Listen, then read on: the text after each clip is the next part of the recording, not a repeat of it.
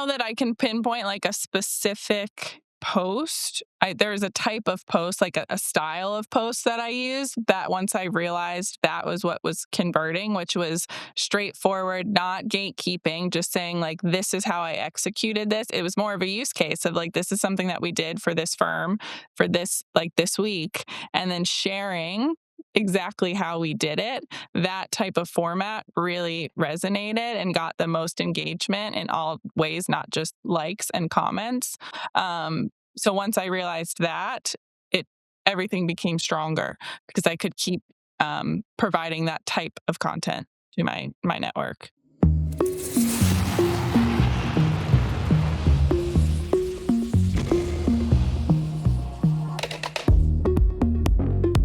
All right, welcome everybody back to the Full Battery Media Podcast. I'm your host, Sean Trace, and I have an awesome guest with me today. Would you like to tell people who you are and what you do? Sure. Thanks for having me. I'm Olivia Allen, founder and CEO of Village Financial Services. We do virtual assistant work at its core for financial advisors in the RIA space, as well as CRM consulting to help firms become more efficient and optimize across their entire practice. That's really interesting. Now, what does that mean? In like simple terms, how are Yeah. you helping people? Yeah. So on the virtual assistant side, it's all of the account servicing, the paperwork, the hospitality that comes along with servicing financial advisory clients. And then on the consulting side, it's really digging into the systems and processes that make a business the business. So everything from new client onboarding to prospect to client, how to update a beneficiary, systematizing all of those things and getting it inside of their CRM to really have it become an operational hub for the business. I love that. Well, it's interesting because you built your whole business with cold outreach. How does that even work? Yeah. So it really was not even cold outreach. I haven't done a ton of outreach at all. It's really just been LinkedIn. So me posting on LinkedIn. I gained my confidence probably 6 months into having or starting Village to actually start posting on LinkedIn. Somebody told me you post about what you know, and I swore that nobody cared about Schwab tips. And turns out a Right. lot of people do. So I just led with education and being open-handed and not gatekeeping the stuff that I know that made me valuable to all the firms I'd worked with, and it took off. That's awesome. I Yeah. like what you just said there, though. Providing value is a huge thing. And I think that not everyone understands that, like, I was doing the numbers on like one of my podcasts. It's called Growing Money with Mhm. Sean Trace, and it's a personal finance podcast where I talk to Mhm. personal finance people. And I thought that the videos that are going to be doing well were the ones that were all about this is what can boost your metrics. This is what can get you this. But it wasn't. What was Mhm. really taking off was the like how to spend less money. Like you're Mhm. spending too much. This is how you can spend less money. And literally that was um the thing that people Mhm. liked the best. Like they didn't Yeah. want all of the crazy stuff. They wanted the stuff that was easy to follow and straightforward, Yeah. you know? And speaking And directly to their problem, like the specific problem that they're having, which is that they feel that they have no extra income in that example, and telling them exactly how to solve that, plain and simple, right? right? 100%. Like if there's a problem, how can you fix it? Like I wanted a new camera Mhm. and I didn't want to figure out um like this guy was like this is and like I watched all these tutorials and finally one guy was like, this is what this camera does. This is why I like it. If you're doing this, you should buy it. If not, it's not worth it. And I was like, oh my God, I just watched 25 videos that were all these people trying to sound really fancy. And this guy in a 4-minute video was like, here it is. This is your pain point, and this is how this camera fixes it or not. And I was like, Mhm. this is what I want. Yeah. This is what I Yeah. need. And it allows that person who's ever doing this camera demo or whatever to become like the expert to some instead of meh to many. Like if this is specifically what you're looking for or your problem, that you are like he is the thought leader on that, so to speak. And it's the same thing for me, where now I am the Schwab lady. Like anyone that works with Schwab um, is guaranteed to want to follow, because I that's all my content is talking about how to execute and navigate and overcome hurdles with Schwab.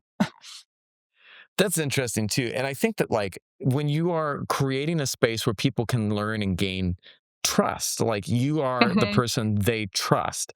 And once Hmm. you have that trust, it's powerful what you can do with it. But like, with great power comes great responsibility. Like you got to figure out, first of all, how to gain it and then what you're going to do with it once you achieve it. You know what I mean? Like, Yeah. what do you want to build, and where do you want to go with it? Like, anytime someone tells me they want to get into video and I say, well, why? What do you want to Hmm. do? Do you want to educate it? Do you want to become the TED Talk guy? Where do you want this to go? And I think when they can answer that question, the whole thing gets much easier. Yeah. Yeah. For me, it's where I want to go with it is training all of the CSAs. So outside of, like, we offer fantastic CSAs, virtual admins to our firms, but I Yeah, want to take all of this great content, get it out of our collective brains, and package it into a way that now RAs can access all of that information in a um, uh, organized, structured training program. Um, so it's leading with open handedness, but delivering on that in a one to many format is the vision. I love it. I love it. Yeah. And I think that's interesting too, because it's all about empowering people. And are you empowering the people that can help people, I Mm-hmm. wanted to ask you this because Um, you've used LinkedIn, and Hmm. for some people, I use LinkedIn a lot, and I think LinkedIn is an absolute superpower if you know how to use it right. Hmm. But Yeah. what did you post about on LinkedIn that actually made people want to hire you? Yeah. So it was the Schwab tips, definitely.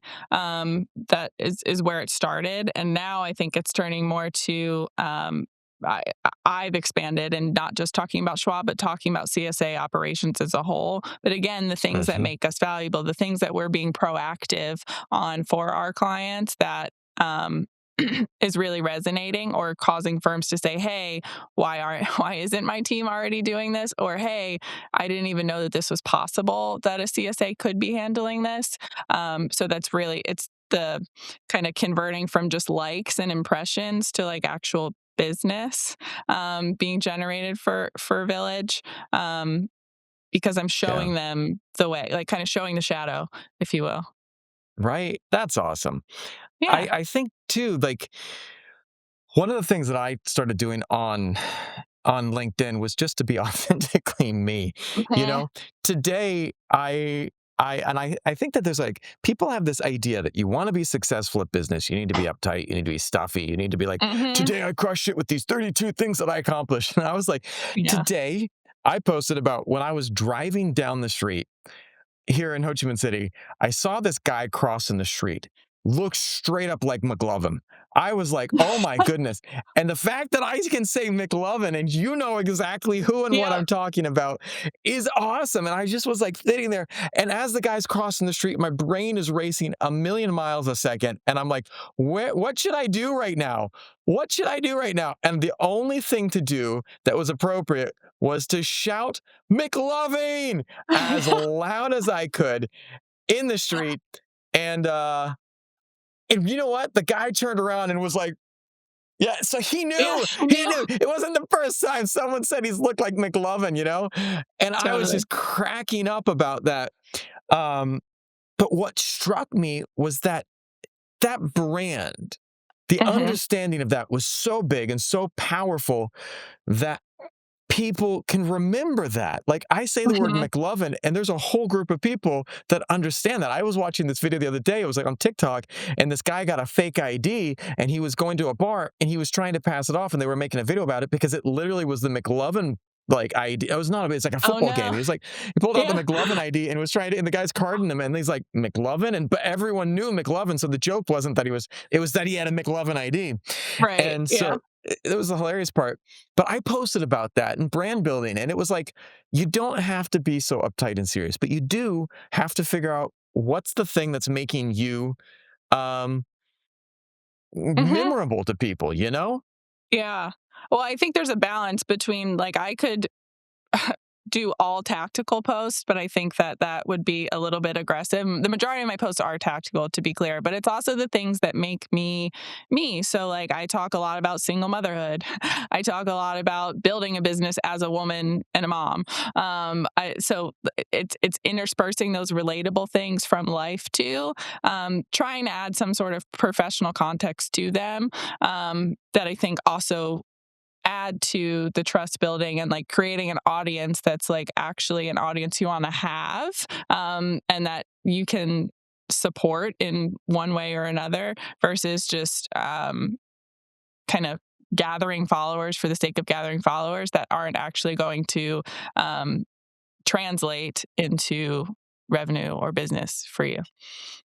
Yeah, Not to that's so mention the interesting. networking too, gathering a network. I mean, that's let's not sleep on that side of LinkedIn. Like that's another huge part of Village's success is the network that I've been able to build through LinkedIn, and actually genuinely connecting with people that I've met on LinkedIn, to better our industry together and like collaborate with them.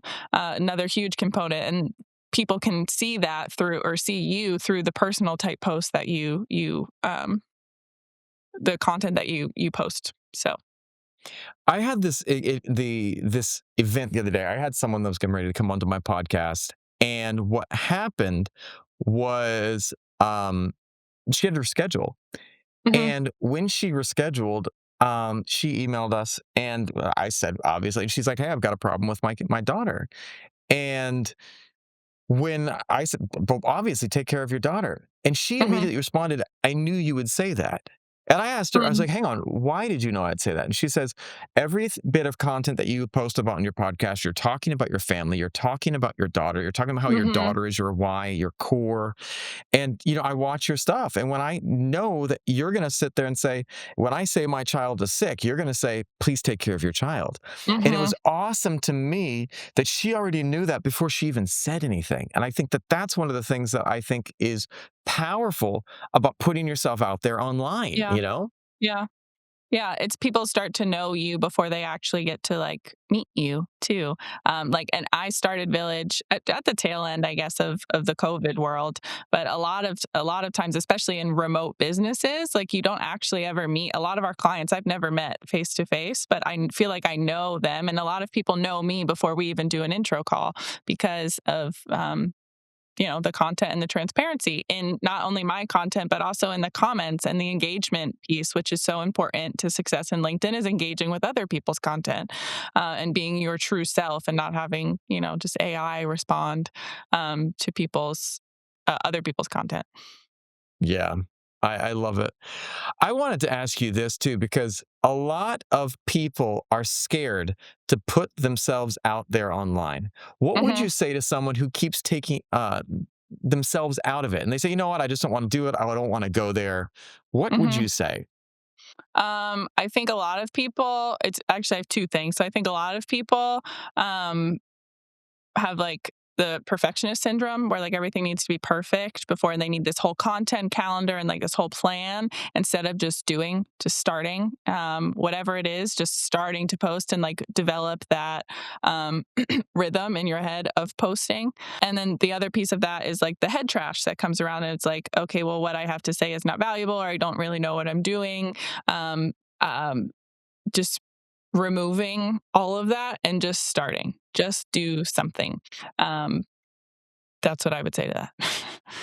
I love that advice. Just do something. I think that like Mhm, so many people like I work in creating content with people. I have a production company in mhm, Vietnam, and I have clients in the USA, and I all the time will get people and I'll do a pitch with them and I'll be like, you got to just get going. And they're like, you mhm, know what? I think I'm going to start next year. And I said, if you start next year, you're going to be a year behind. If you just start now, mhm, and it doesn't have to be like perfect, just start. Just mhm, put something out. Just get the ball rolling, because if you do, you're going to sit there and be a year ahead of where would you would be if you hadn't mhm, started. But you have to get started now, you mhm. know?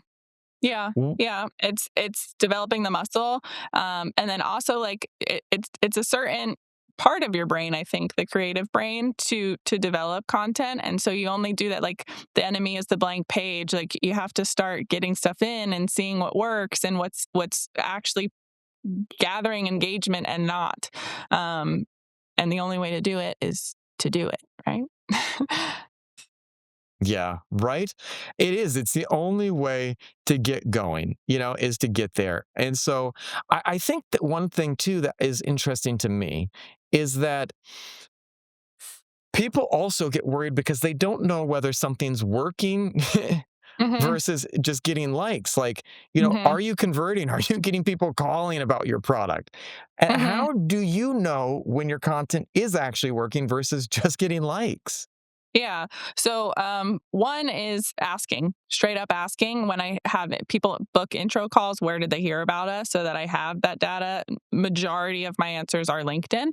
They Yeah. obviously don't tell me the specific post, but you can actually see, and this is only something that I've started looking at more recently, is like the engagement. It's not just the impressions of like how many people looked at my post, but if you click on it, you can see Mm. how many, if you have links in there, you can see how many people are actually clicking to go to different links that you've included in there, or how many people are saving that post, how many people are sending it to others. So you can take that and kind of deduce, put it into AI, whatever you need to do to figure out which post, what is the content of the posts that are gathering the most um, traction, like the next steps, if you will, beyond just a like or a look.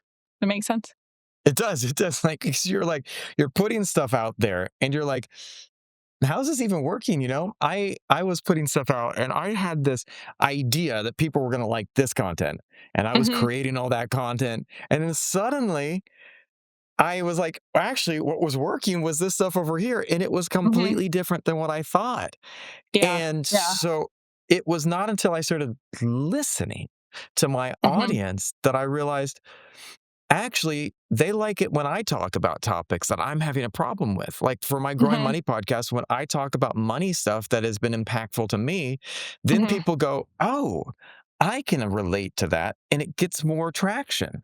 Hmm. Granted, the other stuff that I create and produce is also, relevant. But Hmm. if you can listen to what people need, it allows you to kind of start shaping and growing in a different way that might be more organic to what people are seeking? Yeah, yeah, and sometimes that's hard because you might feel very passionate about something that's just not landing, and I think it's still okay to post those things, right? Because you still want to get that information out there, whatever it may be.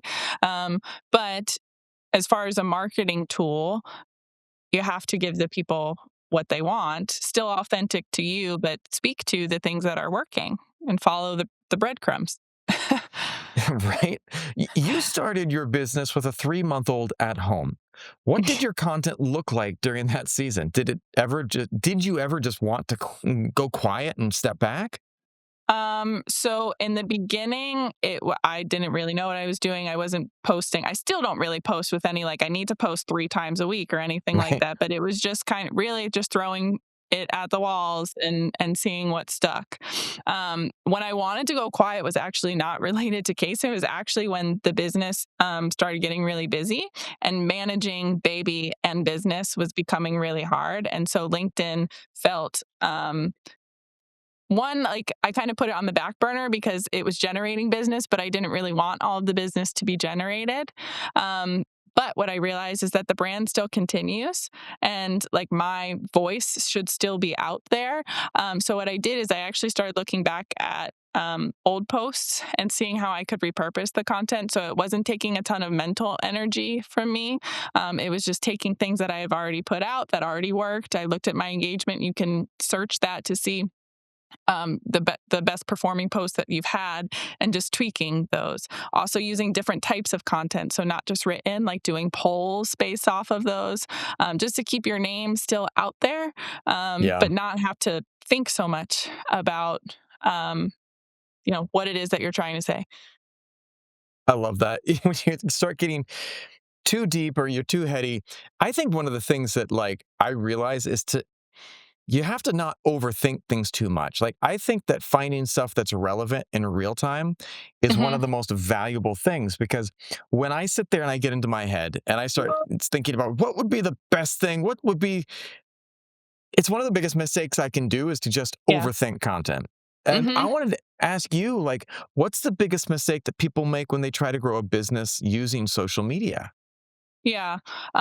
So I mean, to tack on to what you said, I think it is trying to overassess or making it sales instead of Yeah. leading with um education or like knowledge or whatever Oh, it is, like giving away those little tidbits, yeah. and trying to gatekeep, but just using their LinkedIn profile as a sales profile, just like click this link here to book time, or for $95 you can have this, instead of just leading with being a thought leader, and letting people recognize that and build trust before they even book the meeting with you.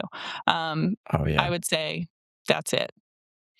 It's a great point. Like, I think that one of the things is like, if people can have faith in you, they know what your product is, they know what you're doing, they know how you show up, they know how you operate because they've been seeing everything that you've been putting out online. I think there's a starting point, and you don't have to like reinvent the wheel at that point in time. There is this like this introduction that's already happened. And I think for me, Hmm. um, I had learned this years ago when I was working in a hair salon. I started Hmm. making videos in a hair salon and we were making hair tutorials and we were having people fly in from all over the US and going, and they knew everyone in the salon. Like, oh, that's Yeah. Mateo. That's Uh-huh. Nelly. That's this. And it's like, and it was just, I was like blown away that simple little videos could Hmm. be so powerful and Hmm. creating familiarity even when they didn't already know us. Like my wife is a Hmm. famous singer in Vietnam, and we built this family-friendly brand built around who she actually is. And when people Mhm. meet her, they sit there and they literally think they already know her. Mhm. You know, It's and it's wonderful. powerful like that, right? Because Yeah. we've created the space where there is already trust. Mhm. Yep. Yep, I definitely. wanted to ask you, is there a difference between content that builds an audience and contents that actually brings in clients? Mm, is there? I don't know that there is. Well, so yes, I guess so. I don't really do it, but there is the clickbait content, right? Or the things that Yeah, stir people to, and that just gains followers usually and engagement. But that's typically not the people that are going to convert and actually build business, right? So I would steer away from the audience building and stay true to yourself, or like trying to chase the algorithm and keep up with the algorithm. Yeah, I mean, it's probably good to think about, like, having the video or having the picture as part of the post, because that does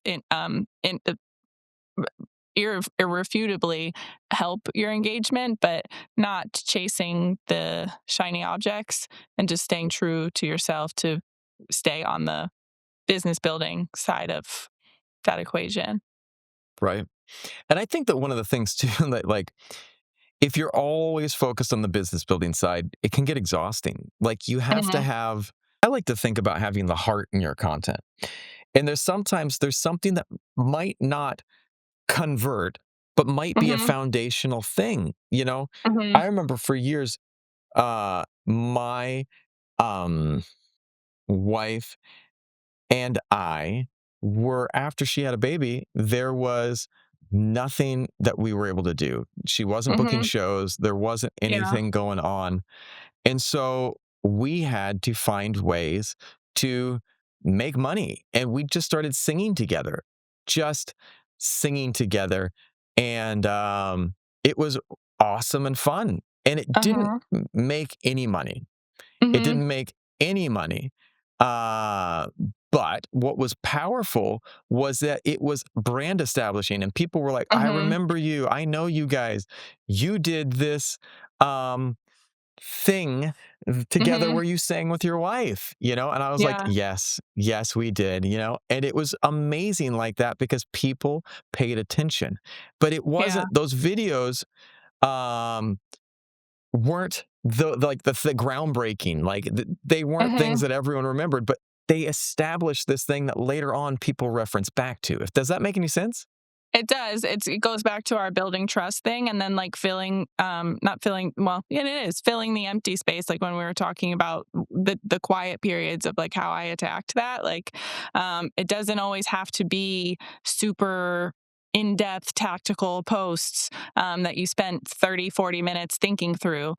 Sometimes it's as simple as it could be a personal thing like a video of you and your family, or it's just something that you did that week professionally that was like an aha moment for your client, or what, just Right. like pick from something that's already happening and just talk about that. It's the reps, it's the showing up that counts the most, I would say. Mhm. Not the not it's not necessarily always the content. And it doesn't have to be flashy all the time. I think that's something too. It's the Mm-mm. reps. It's the reps and it's putting out there that honest you know? And, Mhm. and I want to ask you this because you went from 0 to 45 clients pretty fast. Was there one post or one moment where things just really clicked? um I don't know that I can pinpoint like a specific post. There's a type of post, like a style of post that I use that once I realized that was what was converting, which was straightforward, not gatekeeping, just saying like, this is how I executed this. It was more of a use case of like, this is something that we did for this firm for this, like this week, and then sharing exactly how we did it. That type of format really resonated and got the most engagement in all ways, not just likes and comments. So once I realized that, it everything became stronger because I could keep providing that type of content to my network. I love that. I love that. Mhm. One of the things too, like as you're creating this, the consistency has to be there. All these things have to be there. But how do you keep showing up when it gets hard? When Mm. life gets hard, how do you keep showing up? Well, I give myself grace first and foremost. Like when I have really hard weeks, sometimes it's a post talking about how I'm having a really hard week and not a pity post, but just actually, I find that those posts bring out all of the entrepreneurs that are in my network. And it's like a validation, affirmation that we all get it. But that is a piece of content too, right? Of like just further showing myself and being vulnerable with my network.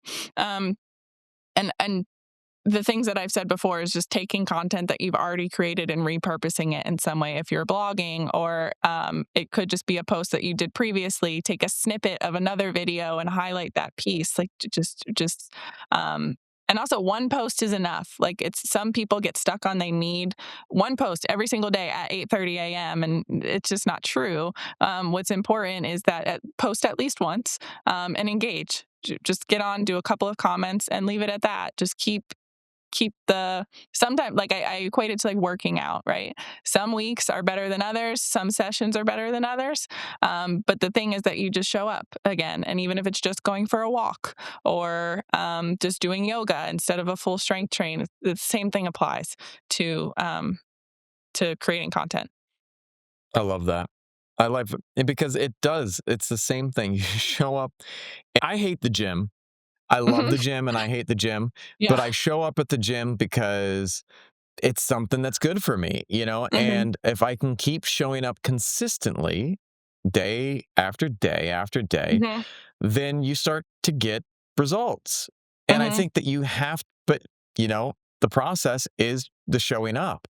Hmm. And you No magic also bullet. have, right? There's no magic bullet, but you also have to have the intention. Like, why are you showing up? What is the purpose of your process? You know, because if you're just Hmm. showing up, but you're doing the wrong exercises, that ain't Hmm. gonna help anyone.